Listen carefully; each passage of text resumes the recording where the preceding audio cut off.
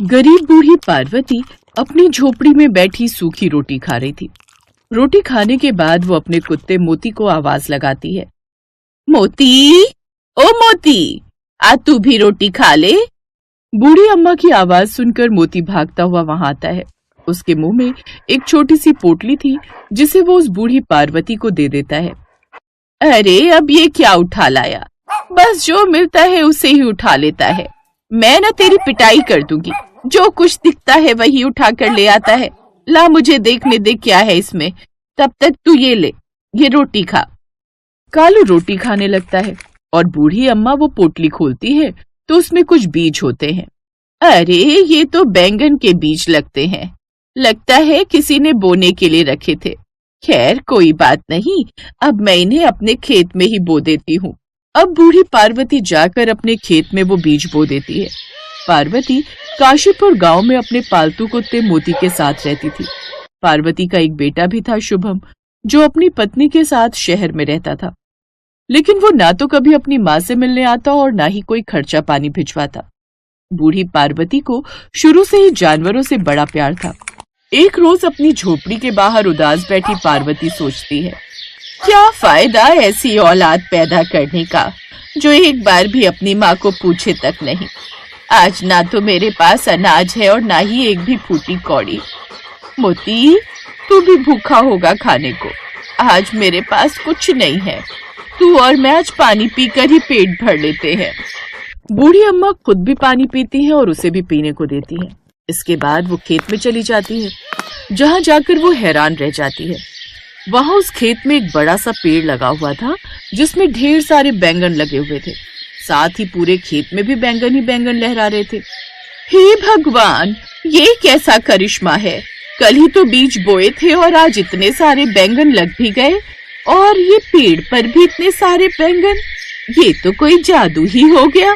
फिर बूढ़ी अम्मा उसमें से बैंगन तोड़ने लगती है। वो काफी बैंगन तोड़ लेती है। अब इससे काफी सारी बैंगन की सब्जी बन जाएगी। हाँ, वो बैंगन बूढ़ी पार्वती एक टोकरी में डालकर घर की तरफ लौट रही थी कि तभी वहां से एक सब्जी के ठेले वाला गुजर रहा था। अरे ओ बेटा, मेरे पास ये बैंगन है, क्या तुम इन्हें खरीदोगे? तुम इन्हें बाजार में बेच देना, बदले में मुझे कुछ पैसे दे देना। अम्मा, मैं तो खुद ही सब्जी बेचने निकला हूँ, लेकिन तेरे ये बैंगन काफी चमक मांग रहे हैं। देखने से ही पता चल रहा है बहुत अच्छे होंगे, इसीलिए ये ले, तू 120 रुपए रख और ये सारे बैंगन मुझे दे दे। अच्छा ठीक है, ला दे। अब पार्वती ने पूरे 120 रुपए में वो बैंगन बेच दिए और एक बैंगन अपने लिए रख लिया। उन बैंगनों को बेचकर जो उसे पैसे मिले उससे वो आटा खरीद कर ले आई। फिर शाम को घर आकर, आज तो हमारे यहाँ भी मोती बैंगन की सब्जी और रोटी बनेगी। बड़े दिनों बाद, कितने समय से हमने सब्जी नहीं खाई। पार्वती अपने और मोती के लिए बैंगन का भरता और रोटी बनाती है। फिर दोनों बड़े मजे से रोटी खाते हैं। अगले दिन पार्वती फिर से खेत जाती है तो फिर से ढेर सारे बैंगन लगे देख बड़ी खुश होती है। ये तो सचमुच कोई जादुई बैंगन लगते हैं जो खत्म ही नहीं हो रहे। ऐसा लगता है कल जितने बैंगन तोड़े थे आज फिर से उतने ही हो गए। अब वो और बैंगन तोड़ कर लाती और फिर से वहाँ से गुजर रहे उस सब्जी वाले को बेच देती है। ले बेटा, आज और बैंगन खरीदेगा? यार, ये बुढ़िया तो रोज पीछे ही पड़ गई है, लेकिन कुछ भी कहो, बैंगन तो इसके काफी अच्छे थे। कल ठेले पर रखते सब बिक गए थे। अच्छा अम्मा, मैं खरीद तो लूंगा, लेकिन ज्यादा भाव नहीं दूंगा। जो मंडी में चलता है उससे आधे भाव में बेचोगी तो बताओ। अब मैं बूढ़ी कहाँ दूर दूर जाकर ये सब्जी बेचूं, इसलिए तुझे जो भी दाम देने हैं दे दे। ठीक है, तो फिर ये लो 50 रुपए। पहले तो वो चुप हो जाती है, फिर उन पैसों को अपने सर पर छुआ कर उस सब्जी वाले से कहती है, तेरा बहुत बहुत शुक्रिया बेटा। हाँ ठीक है ठीक है।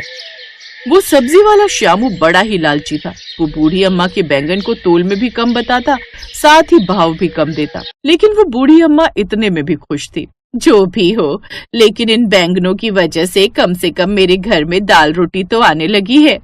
दूसरी तरफ उन बैंगन को ठेले पर रखते ही उस सब्जी वाले के सारे बैंगन तो बिक ही जाते, साथ ही साथ उसकी बाकी सब्जियां भी बिक जाती हैं। लालची श्यामू की सारी सब्जियां घंटे भर में ही बिक गई और वो खुशी खुशी अपने घर लौट आया। वैसे कुछ भी कहो, उस बुढ़िया के ये कोई जादुई बैंगन है, तभी तो ठेले पर रखते ही मेरी सारी सब्जियां बिक जाती हैं। नहीं तो पहले तो सुबह से शाम तक मुश्किल से 1-2 ग्राहक ही आते थे। खैर मुझे क्या, मेरा तो मुनाफा ही मुनाफा है। बुढ़िया को इसके आधे से आधे पैसे देता हूँ, फिर भी कुछ नहीं कहती।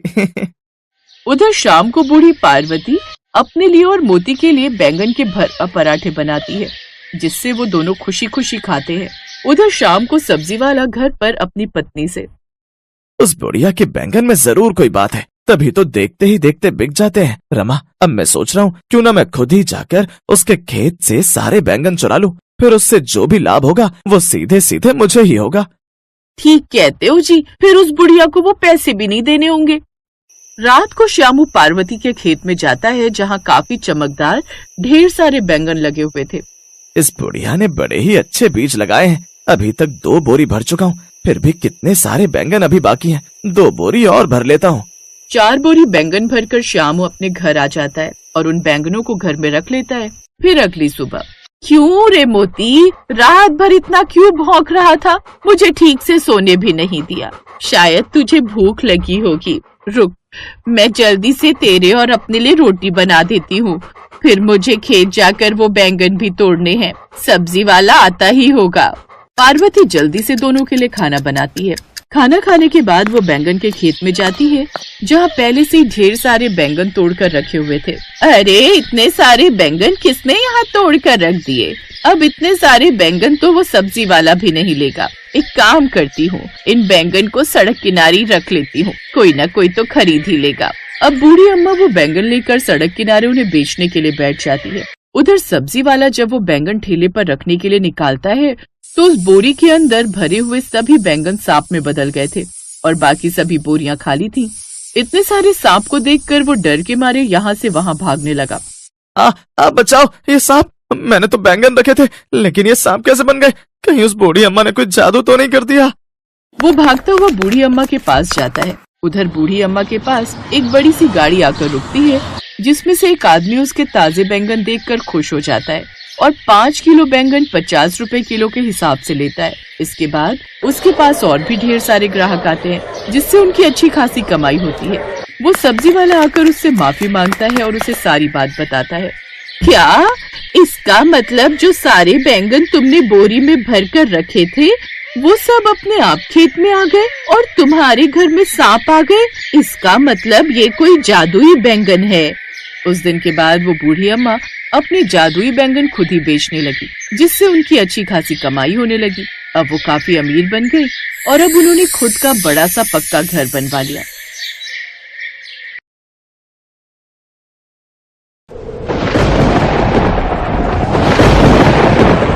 ये सब क्या हो गया जी? कुछ नहीं बचा, न खेत बचे न घर। अब हम क्या करेंगे? पता नहीं राधा, हमारी किस्मत में क्या लिखा है। खेत में फसल का एक दाना नहीं बचा। खेत, घर में रखी सारी उपज और बीज भी बह गए। पता नहीं अब कैसे गुजारा होगा हमारा। रामपुर गांव के हर घर की फिलहाल यही कहानी थी। 4 दिनों तक लगातार बारिश ने सब कुछ बर्बाद कर दिया। पूरे इलाके में बाढ़ आई थी। राम के खेत में खड़ी फसल भी बाढ़ में बह गई। हर तरफ तबाही का मंजर था। किसी को कुछ समझ नहीं आ रहा था कि अब वो क्या खाएंगे और कैसे जिएंगे। अन्न के बिना पूरा दिन बीत गया। फिर पूरे 2 दिन बाद पानी जब कुछ कम हुआ, तो सरकार के कुछ लोग थोड़ा थोड़ा अनाज गांव के सभी परिवारों को दे गए। राधा ने उसी अनाज से एक पतीले में खिचड़ी बनाई और फिर जैसे ही राम और राधा उस खिचड़ी को खाने बैठे, ठीक उसी वक्त, बेटा, कोई है क्या? 2 दिनों से भूखा हूँ बेटा, कुछ खाने को मिलेगा क्या? बाबा, आप कहाँ से आए? बेटा, मैं तो 3-4 दिन पहले बस यहाँ से गुजर रहा था, तभी जोर की बारिश शुरू हो गई। बारिश से बचने के लिए मैं पास वाले मंदिर में रुक गया, लेकिन बारिश बढ़ती ही चली गई और मैं वहीं पर फंस गया। अब पानी कम हुआ तो बाहर निकल पाया। अब वो मैं बोल रहा था कि कुछ खाने को है क्या बेटा? एक तो वैसे ही अनाज कम है, इतनी सी खिचड़ी बनी है बस, इसमें से अब बाबा को कैसे खिलाएं? कोई बात नहीं, भगवान सब व्यवस्था करेगा। बाबा, आप अंदर आइए। बेटा, अगर कोई बात है तो जाने दो, मैं कहीं और जाकर। ना बाबा, कोई बात नहीं, ये मेरी पत्नी राधा है, इसने खिचड़ी बनाई है तो बस ये कह रही है कि आपको खिलाने के लिए हमारे पास अच्छा भोजन भी नहीं है। अरे कोई बात नहीं बच्चों, भूखे के लिए तो खिचड़ी भी पालक पनीर के समान है। ऐसी बात है तो आपका स्वागत है। आइए बाबा, जो हम खाएंगे वही आप भी खा लीजिए। राधा और राम के पास इतनी भी खिचड़ी नहीं थी कि वो दोनों भी पेट भरकर खा पाए। ऊपर से साधु बाबा के आने से तीनों मुश्किल से खिचड़ी के 3-4 निवाले ही खा पाए। खाना खाने के बाद राधा बर्तन धोने के लिए अंदर चली गई और राम साधु के हाथ धुलवाने के लिए पानी लेने अंदर आ गया। फिर जब राम पानी लेकर वापस आया तो साधु बाबा उसे कहीं नहीं दिखे। अरे लगता है बाबा चले गए। लेकिन वो क्या है? राम की नजर उस जगह पर थी जहां वो साधु बाबा कुछ देर पहले बैठकर खिचड़ी खा रहे थे। अब साधु बाबा तो वहां पर नहीं थे, लेकिन उनकी जगह वहां पर एक अंगूठी रखी हुई थी जो काफी ज्यादा चमक रही थी। राधा, राधा जल्दी आओ, ये देखो वो साधु बाबा अपनी अंगूठी यहीं भूल गए। हैं? अंगूठी भूल गए? अंगूठी भला कौन भूलता है? शायद उन्होंने हाथ धोने के लिए अंगूठी निकाली हो और फिर पहनना भूल गए हो। तुम रुको, मैं देखकर आता हूँ, वो अभी ज्यादा दूर नहीं गए होंगे। राम ने साधु की तलाश में पूरा गांव छान मारा, लेकिन उसे वो साधु बाबा कहीं नजर नहीं आए। थक हार कर वो अपने घर वापस आ गया। राधा और राम ने फिर उस अंगूठी को साधु बाबा का उपहार समझकर अपने घर में भगवान की मूर्ति के सामने रख दिया। उधर बाढ़ का पानी भी अब पूरी तरह से उतर गया था, लेकिन पूरे गांव के सामने अब चुनौती ये थी कि खेतों में क्या और कैसे उगाया जाए, क्योंकि पूरे गांव में किसी के पास भी न बीज बचे थे और न ही उन्हें खरीदने के लिए पैसे। गांव में भुखमरी की नौबत आ चुकी थी। फिर एक दिन क्या हुआ? थक गए क्या? हाँ, पूरा दिन भटकता रहा, लेकिन पूरे गांव में किसी के पास एक भी बीज नहीं बचा है। सब कुछ बाढ़ में बह गया और तुम्हारे खाने के लिए भी कुछ इंतजाम नहीं हो पाया है। मुझे भूख नहीं लगी है। अब आप मेरी फिक्र मत करो। 2 दिन से कुछ नहीं खाया है तुमने और कहती हो कि भूख नहीं लगी है। हे भगवान, ये कैसे दिन देखने पड़ रहे हैं मुझे। मैं अपने पति को खिचड़ी तक बनाकर नहीं खिला सकती। खिचड़ी की बात सुनते ही राम का दिमाग ठनका और उसने तपाक से पूछा, क्या कहा तुमने राधा? यही कि अब हमारी किस्मत में खिचड़ी भी नहीं है। हाँ, मुझे अभी याद आया। याद करो, उस दिन हमारे घर एक साधु बाबा आए थे और वो अपनी अंगूठी यहीं पर छोड़ गए थे। हो सकता है कि वो हमारे हालात देखकर जानबूझकर उसे यहाँ छोड़ गए हो। जल्दी करो, वो अंगूठी लेकर आओ। हम उसे बेचकर कुछ और दिन खाना खा सकते हैं। पर वो तो बाबा की अमानत है ना। जो भी हो राधा, अपने जीते जी मैं तुम्हें भूखा नहीं देख सकता। राम के कहने पर राधा उस अंगूठी को ले आई। राम ने उस अंगूठी को ध्यान से देखा और फिर उसका चेहरा उतर गया। क्या हुआ जी? अरे राधा, ये तो पीतल की अंगूठी है, इसका क्या मोल मिलेगा? कुछ भी नहीं। राम उस अंगूठी को जमीन पर गुस्से से फेंकने ही वाला था कि तभी उसे कुछ नजर आया और फिर वो अंगूठी को ध्यान से देखने लगा। राधा देखो जरा, इस अंगूठी का नग कुछ अजीब नहीं लग रहा? हाँ जी, ये तो एक बीज जैसा लग रहा है। राधा सही थी। असल में वो एक टमाटर का बीज था जिसे राम ने बड़े ध्यान से अंगूठी से अलग किया। पर कोई अपनी अंगूठी में नग की जगह टमाटर का बीज क्यों लगाकर घूमेगा? यही तो सवाल है राधा। जरा सोचो, जब हमारे घर में कुछ खाने को नहीं था तभी एक साधु हमारे पास आते हैं और ये बीज यहाँ छोड़कर चले जाते हैं। कुछ तो बात है राधा। दोनों ने उस बीज को नमन किया और फिर पूरी श्रद्धा के साथ उसे अपने घर के एक गमले में गाड़ दिया। राधा और राम को लगा कि कुछ दिन बाद उस बीज में से टमाटर का पौधा निकल आएगा, जिनसे वो कुछ वक्त बाद कुछ और बीज बना पाएंगे। और इसी सोच के साथ वो दोनों वहां से चले गए। उन्हें इस बात का बिल्कुल अंदाजा नहीं था कि उनके साथ क्या चमत्कार होने वाला था। अगले दिन जब राम और राधा सोकर उठे तो ये देखकर चौंक गए कि जिस गमले में बस एक दिन पहले ही उन्होंने टमाटर का बीज बोया था, वहां अब एक मजबूत पौधा खड़ा था। सिर्फ इतना ही नहीं, इस पर कई सारे लाल लाल टमाटर भी उगाए थे। हे भगवान, ये कैसे संभव है? इतनी जल्दी भूल गए? ये उन साधु बाबा का चमत्कार है जी, और मेरी बनाई खिचड़ी का फल, जो इतने सारे टमाटरों के रूप में हमारे सामने है। उस पौधे को साधु बाबा का आशीर्वाद और भगवान का चमत्कार मानकर राम और राधा ने अपने हाथ जोड़ लिए। राम ने उस पौधे से निकले टमाटरों से एक टमाटर तोड़ा और उसमें से ढेर सारे बीज निकालकर अपने खेत में बो दिए, जबकि राधा ने बाकी टमाटरों की बढ़िया चटनी बनाई। कई दिन बाद दोनों पति पत्नी ने खुशी खुशी और भरपेट खाना खाया। अब दोनों को अगले दिन का इंतजार था और जैसे ही सुबह हुई वो दोनों भागकर अपने खेत में गए। वहां उन्होंने देखा कि पूरा का पूरा खेत टमाटरों से भरा पड़ा था। इतने सारे टमाटर देखकर दोनों खुशी से उछल पड़े। तभी वहां गांव के सरपंच आ गए अरे भाई राम, अरे ये चमत्कार कैसे हुआ भाई? कल तक तो तुम्हारा खेत भी हम सबके खेतों की तरह ही वीरान पड़ा था, फिर ये टमाटर की फसल एक ही दिन में कैसे उग गए भाई? ये जादुई टमाटर है सरपंच जी, अब आप बिल्कुल चिंता मत करिए, अब हमारे गांव में कोई भी भूखा नहीं रहेगा। सचमुच? पर पहले बताओ तो सही, ये चमत्कार आखिर हुआ कैसे? राम ने गांव के सरपंच को कुछ नहीं बताया, बस मुस्कुराकर अपने खेत की तरफ बढ़ गए।